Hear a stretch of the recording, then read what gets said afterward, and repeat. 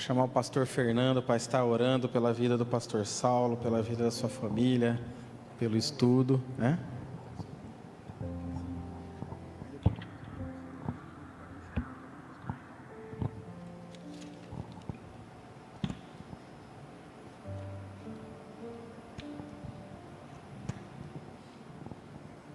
Pastor, Deus abençoe, viu?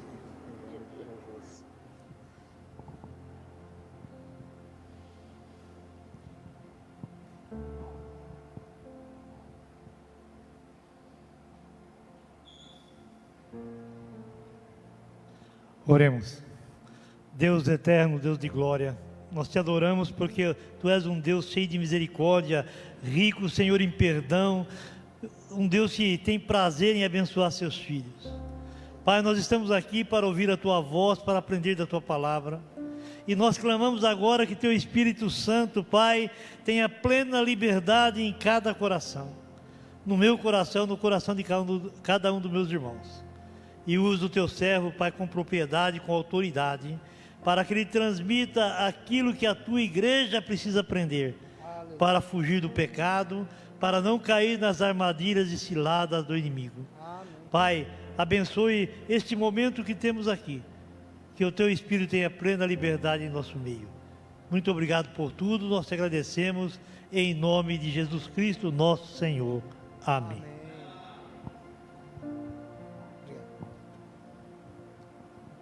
Aleluias. Quero saudar a todos com a maravilhosa paz do Senhor Jesus, amém? Irmãos,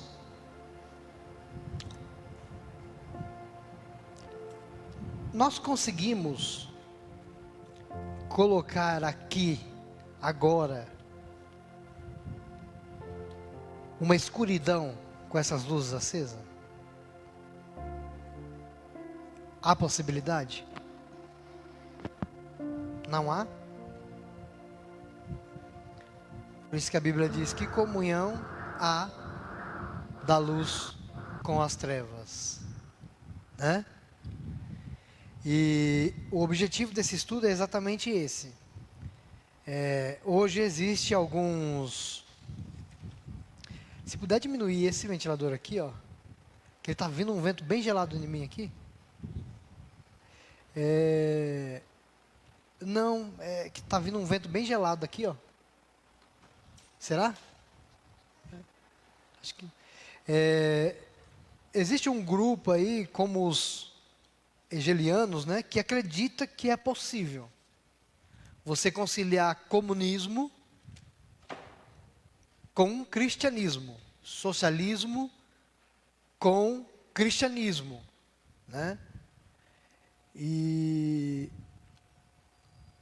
nós vamos ver que é impossível, né? Não deu certo lá com os hegelianos conservadores, chamados conservadores, não deu certo em nenhum período da história, né?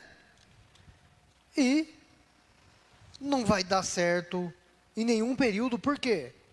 Por exemplo, os que acham que é possível você ser socialista e cristão estão querendo atualizar a Bíblia.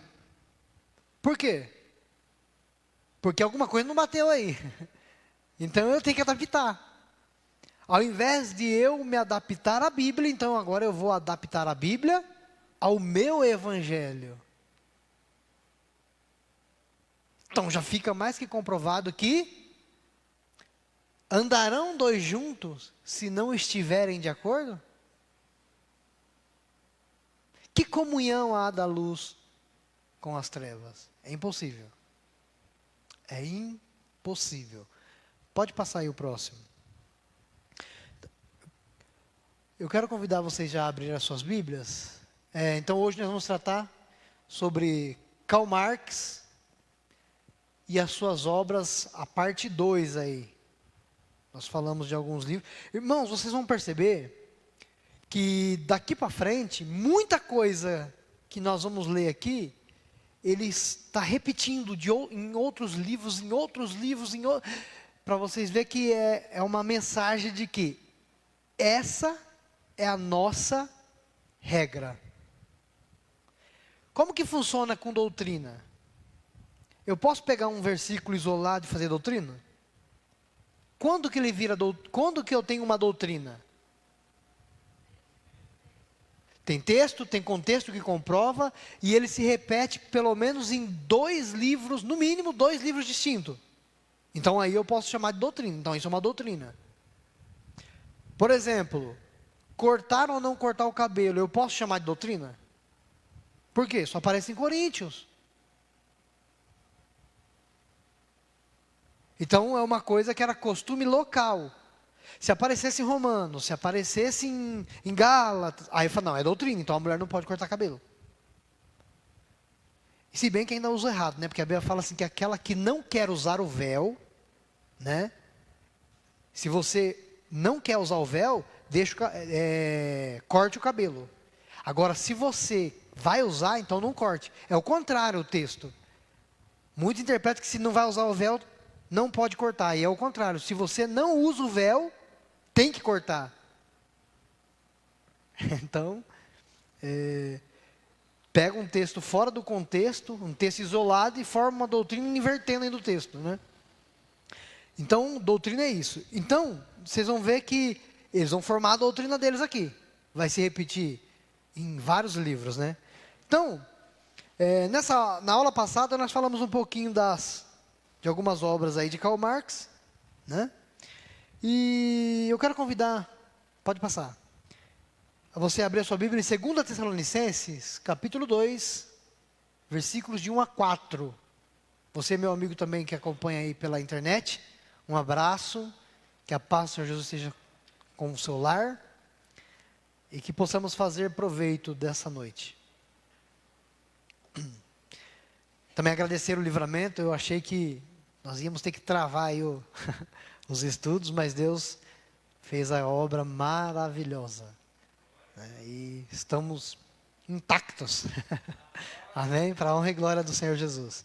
Então, 2 Tessalonicenses, capítulo 2, o versos de 1 a 4 diz assim: Irmãos, a versão que eu vou ler é a Almeida Revista Atualizada.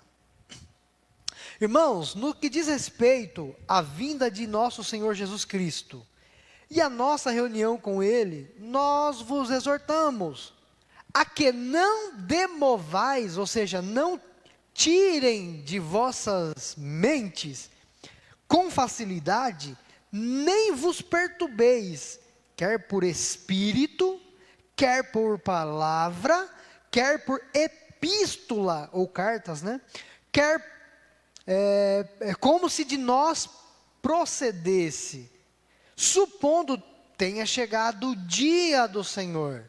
Ninguém de modo nenhum vos engane, porque isto não acontecerá sem que primeiro venha a apostasia, o afastamento, e seja revelado o homem da iniquidade, o filho da perdição, o qual se opõe e se levanta contra tudo que se chama Deus, ou é objeto de culto, a ponto de assentar-se no santuário de Deus, ostentando-se como se fosse o próprio. Ele não quer que você adore a Deus, mas ele quer que você adore a Ele.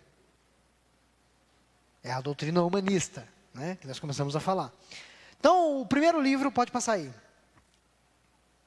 Nós vamos falar agora sobre as questões judaicas. Você na internet está acompanhando aqui na lateral, né?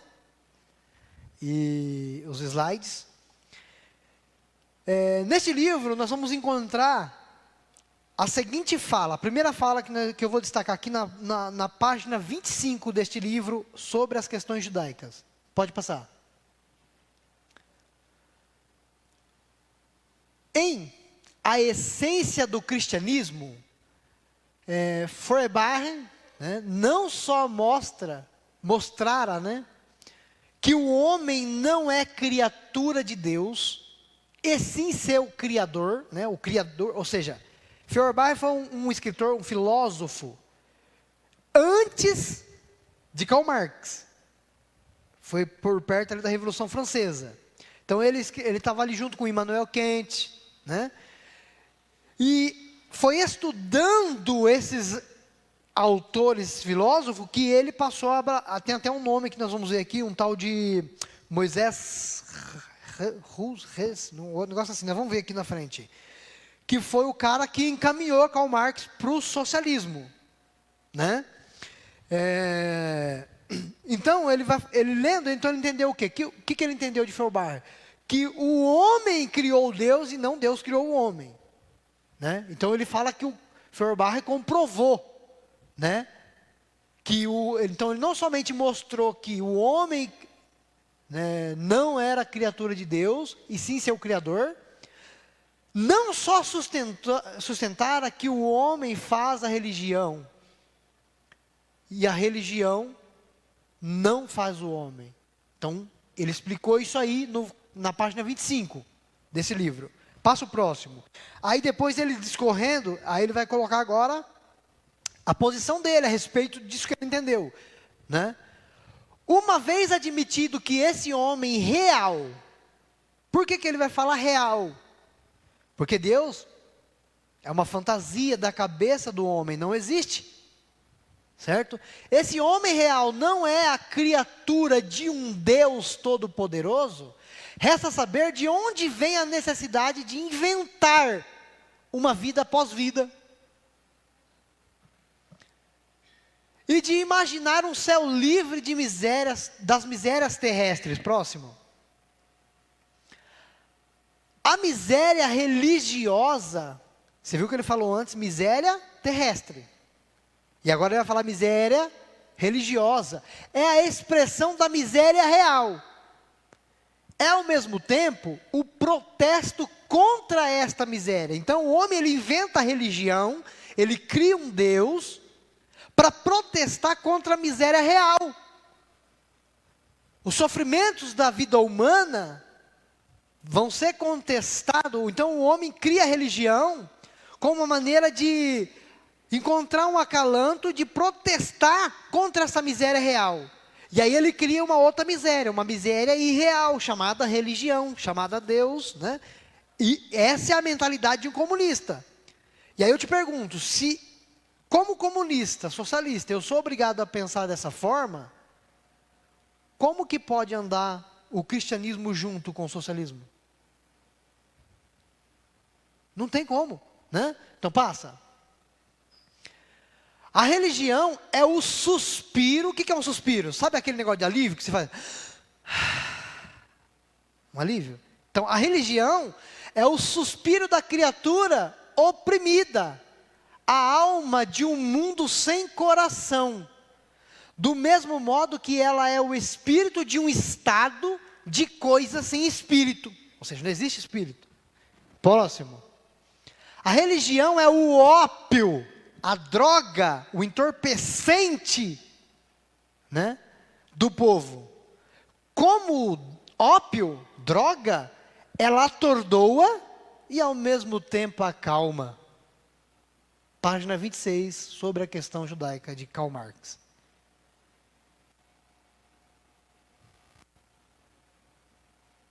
Religião é uma droga. Então não cai nessa do nosso querido aí Nove Dedo, falando, temos que ser mais cristão, porque esse não é o intuito. Agora eles vão fazer que nem o nosso amigo Haddad, vão na missa, tudo para enganar o povo eles vão fazer. Vão na missa, vão no culto, vão no... Como é que Xi Jinping subiu no poder? Foi criticando o cristianismo? E hoje eles têm liberdade religiosa lá? Cuba tem liberdade religiosa? Venezuela tem liberdade religiosa? Está entendendo? Próximo. Então, a abolição, vocês sabem o que significa abolir, né?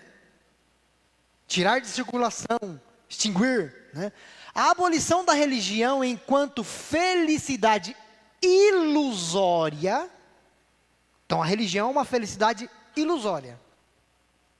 Certo? Então, a abolição da religião enquanto felicidade ilusória do povo é a condição de sua felicidade real. Ou seja, se você abolir a religião, que é uma felicidade ilusória, então o homem vai encontrar a felicidade real. Aí eu te pergunto, o povo da China encontrou a felicidade real? O povo da Venezuela encontrou a felicidade real?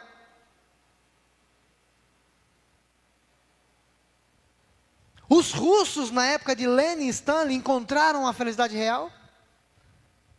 Os alemães, na época de Hitler, que não vem me falar que ele era de direita, porque o partido que ele se filiou, que ele começou, era o Partido dos Trabalhadores da Alemanha, o PT de lá, que é de cunho marxista. Aí ele transformou esse partido, depois que ele foi preso, voltou, ele assumiu a presidência do partido e mudou para nazismo, nazista, partido nazista, que é nazionale, socialista. Ou seja, Partido Nacional Socialista. Como que socialista pode ser de direita? Ou de extrema direita? Impossível. Né? Então, é a condição de sua felicidade real, né? Então, exigir. Então, olha aqui, eles não estão falando assim, ó, vamos convencê-los com rosas. É isso? Exigir, é o que eles fizeram na China, fizeram na Coreia, né? Exigir que ele renuncie às ilusões em sua situação, é exigir que ele renuncie a uma situação que tem a necessidade de ilusão, ou seja, é você convencer eles à força de que a religião é uma ilusão, que você não tem mais necessidade dessa ilusão, né? Próximo.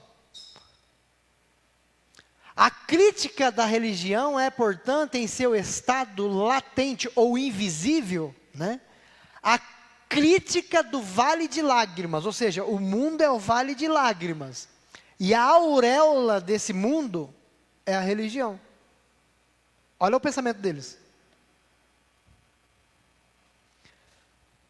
Página 26 do livro sobre a questão judaica, né? Passa aí para o próximo.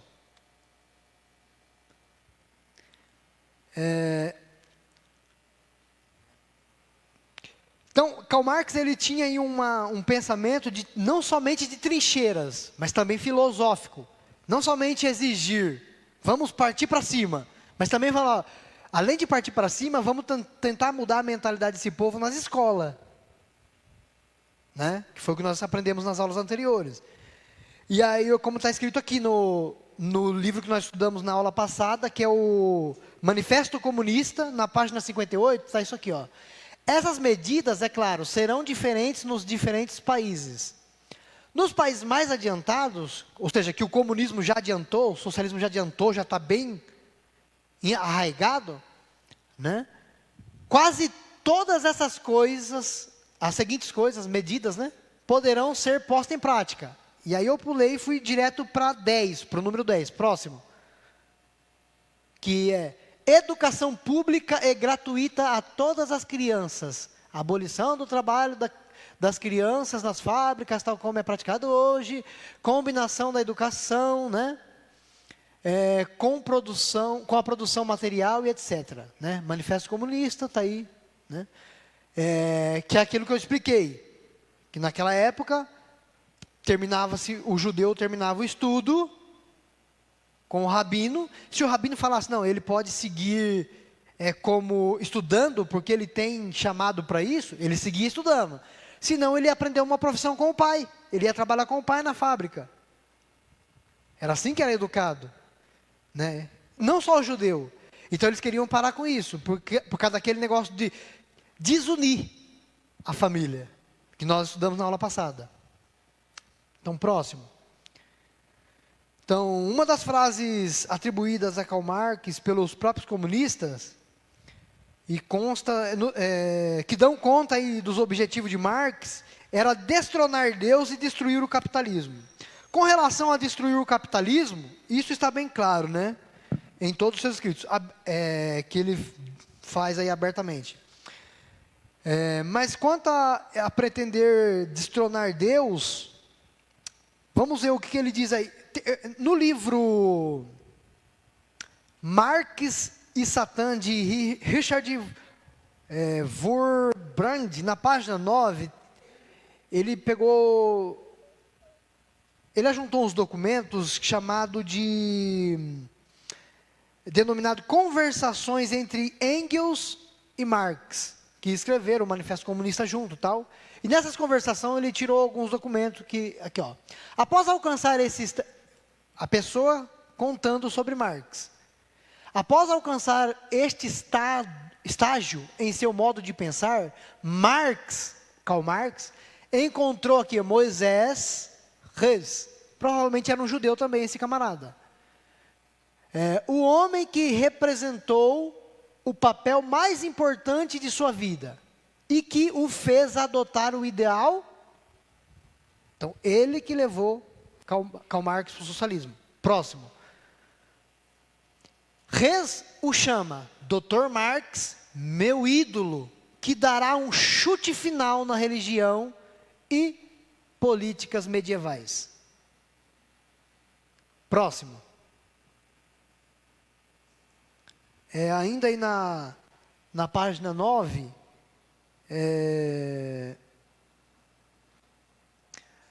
assim, dar um pontapé na religião era o principal objetivo e não o socialismo. George Jung, outro amigo de Marx daquela época, escreveu ainda mais claramente, em 1841, Marx seguramente afugentará Deus do seu céu e até mesmo o processará. Aí cai naquela dualidade. O camarada quer inculcar na minha mente que Deus não existe, mas ele quer expulsar Deus do céu e processar ele. Como que ele vai fazer com uma pessoa que não existe?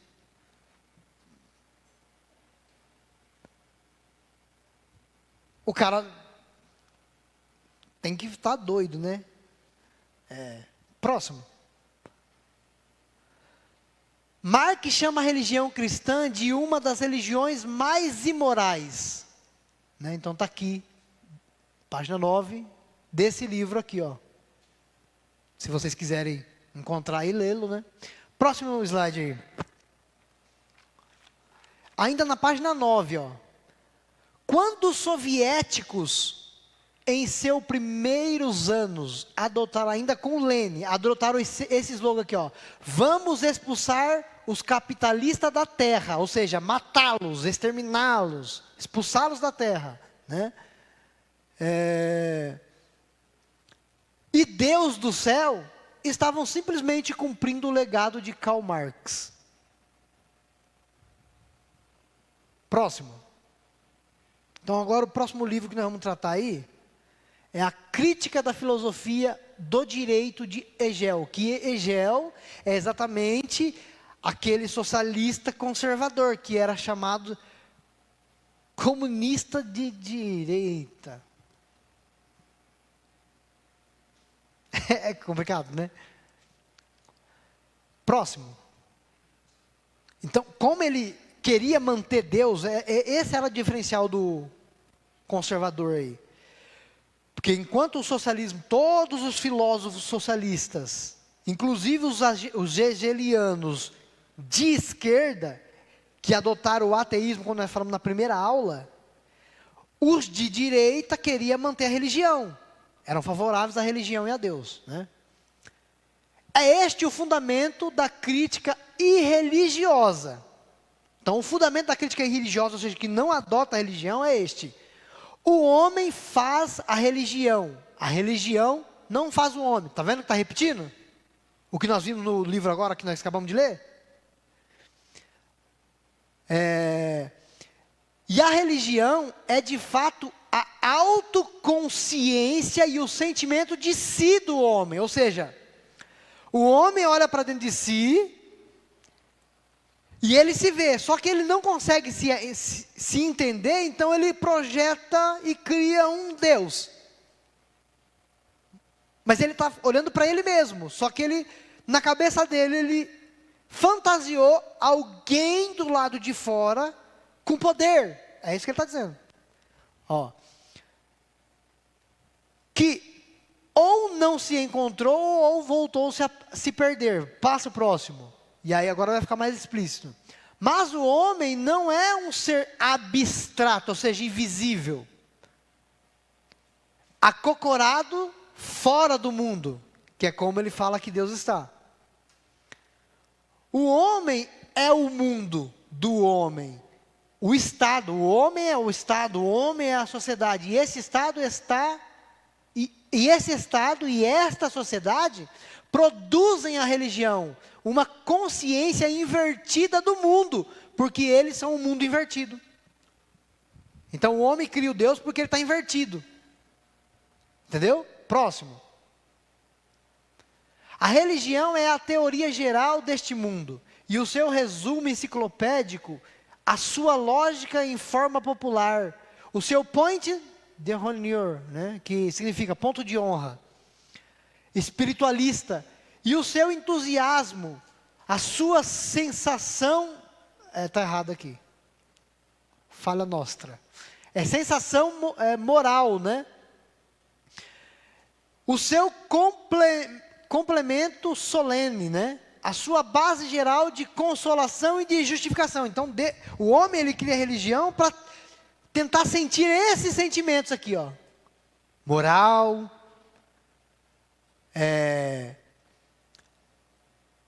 entusiasmo, justificação, consolação das misérias do mundo. Próximo. É a realização fantástica da essência humana, porque a essência humana não possui verdadeira realidade. Por conseguinte, a luta contra a religião, então, lutar contra essa religião, é indiretamente a luta contra aquele mundo cujo aroma espiritual é a religião. Então, precisamos lutar contra isso. Próximo. A miséria religiosa constitui ao mesmo tempo a expressão da miséria real. Ó, vai repetir de novo. E o protesto contra a miséria real, né? A religião é o suspiro da criatura oprimida, o ânimo de um mundo sem coração. Lá ele vai falar um estado, né? Um estado de espírito sem espírito, né? E aqui ele vai falar diferente, né? Ele vai falar assim: o ânimo de um mundo sem coração e a alma da situação em lugar de estado sem alma. A religião é o ópio do povo. Próximo.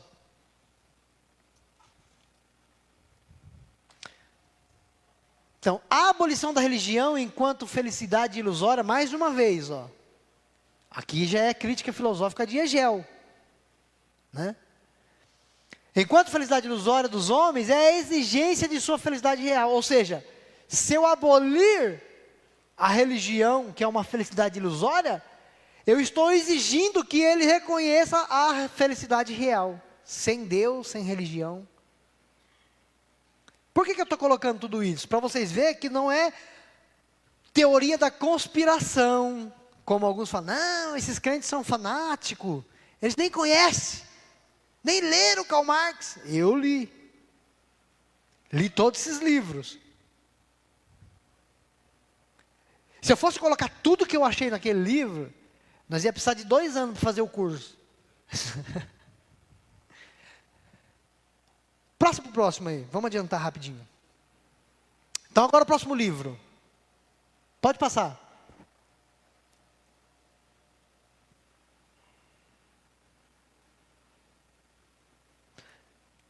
Está em que slide aí?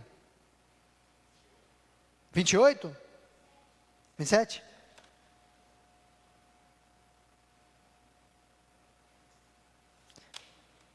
Tá, então volta.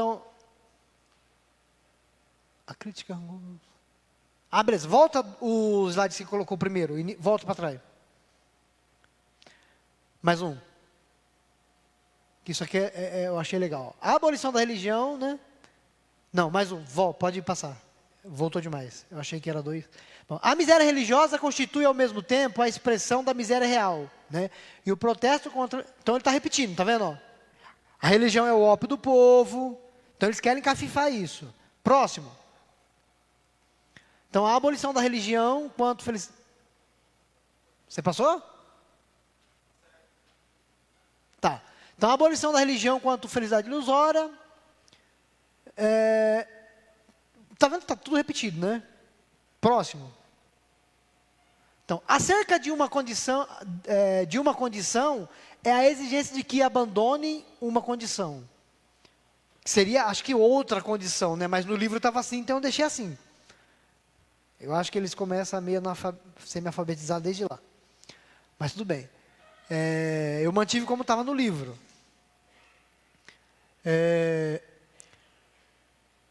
Que necessita de ilusão. A crítica da religião é, pois, o germe, ou seja, a origem.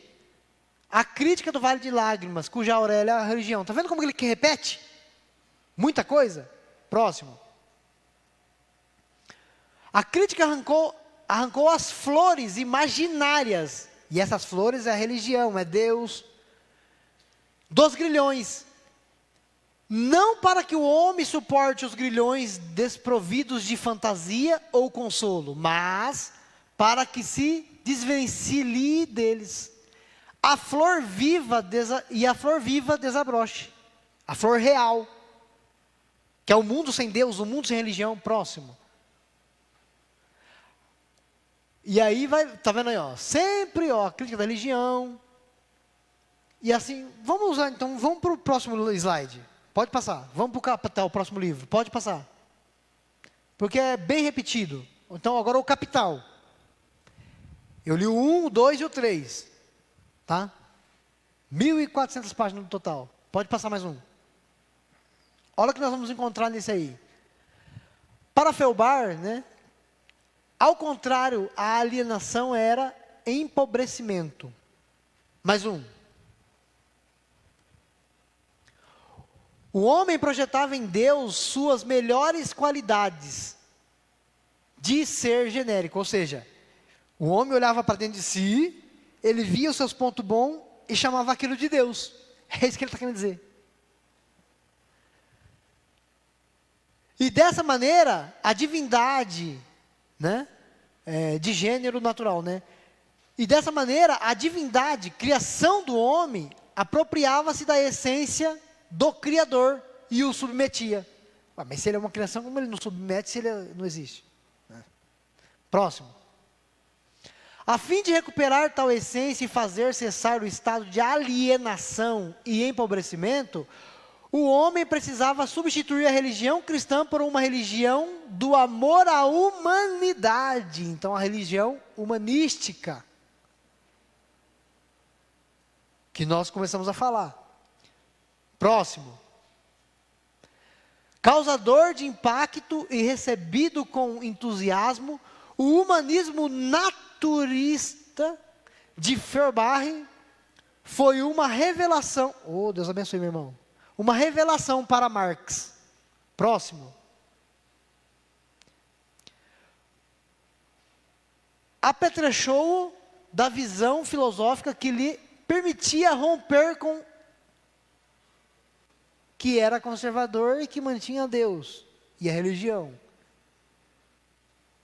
E transitar do idealismo objetivo deste último em direção ao materialismo. Então, agora não existe vida após a vida, né? Não existe um céu, não existe um Deus. O que existe é o que está aqui. É o material. Próximo. Ó, na página 24 do livro 1. Tá? Próximo. Disseram, né? Eu coloquei esse texto exatamente por quê? Porque isso que nós acabamos de ler é exatamente o que Nirod tentou fazer. A religião humanística, é exatamente o que Nirod fez. Olha aqui, ó, em Gênesis capítulo 11, versículo 4, né? E disseram, vinde e edifiquemos para nós uma cidade e uma torre cujo topo chegue até aos céus, e tornemos célebres o nosso nome, para que não sejamos espalhados por toda a terra. Dentro de outras religiões do Oriente Médio, que constam a mesma história da Torre de Babel, se eu não me engano, eu não sei se é o Talmud não, o dos muçulmanos, esqueci o nome. Alcorão, isso. Ou se é dos midianitas, que vai falar que é ele que vai falar que o autor dessa torre é o Nimrod. Vai descrever que o Nimrod foi o construtor, o arquiteto da Torre de Babel. E ele ainda vai citar, vai falar que Nimrod diz assim, olha, se Deus quiser nos destruir novamente com água, Ele não vai conseguir, porque nós vamos subir no ponto mais alto da torre e todos nos salvaremos. Então faremos o nosso nome célebre e apagaremos o nome de Deus da face da terra. Entende? É exatamente o que isso então é lá de Nimrod. Próximo.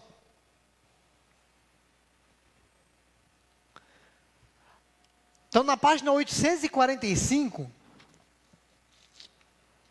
nós encontramos isso aqui. Assim como na religião o homem é dominado pelo produto da sua própria, na produção capitalista ele o é pelo produto das suas próprias mãos. Ou seja, ele quer fazer um paralelo. O capitalista, ele é dominado por trabalhar e conquistar. E na religião ele é dominado pelo fruto da sua cabeça. Por isso que precisamos então, tem até um tal de Chico Santa Cruz aí, que ele teve uma revelação, né? Infelizmente nós moramos num país que precisamos trabalhar. Eu queria conhecer o país que não precisa.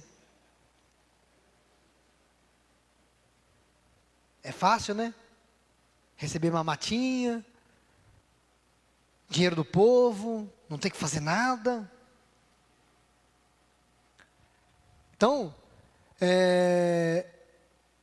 nós temos isso aí, ó. Então eles precisam destruir o capitalismo e destruir a religião. Próximo aí, para nós acelerarmos e chegarmos ao final. Acho que tem mais 2 slides aí. A propriedade privada dos meios de produção deve ser eliminada, não toda de uma vez só, né? Mas através de impostos de rendas progressivo. Este processo poderá levar várias gerações. Próximo.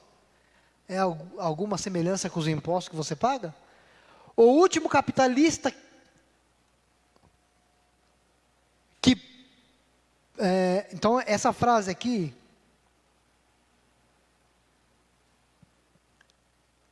Esse slide acho que não era para estar aqui, mas tudo bem. Essa aqui é uma frase de Stalin. Tá? Que nós vamos ver na próxima aula. O último capitalista que pendurarmos será aquele que nos vendeu a corda. Nós vamos ver isso na próxima aula. Próximo aí. Acabou. Então tá. O último slide, na verdade, que era para estar aí, eu acho que aconteceu alguma coisa lá. Assim como na religião, o homem é dominado, né? Que foi o último que nós vimos aí.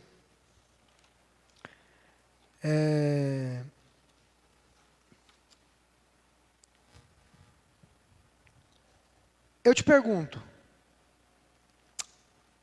através dessa última frase que nós lemos aí, vou aproveitar ela, o gancho dela. O último capitalista que pendurarmos será aquele que nos vendeu a corda. Um slide anterior nós acabamos de ver o quê? Que o homem devia substituir a religião por uma religião de amor humano. E aonde que está pendurar o último capitalista? Será aquele que nos vendeu a corda? Amor aí. Ou seja, o socialismo comunista, desde o princípio, já nasceu num antro de hipocrisia. Uma falsa paz e amor. Agora, a partir da próxima aula, nós já vamos entrar em Stalin, Lenin, já vai começar a ficar mais entendível aí.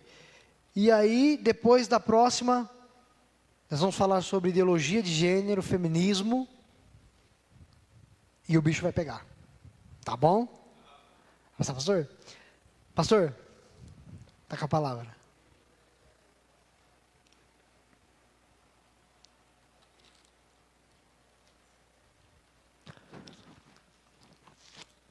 Que é esse?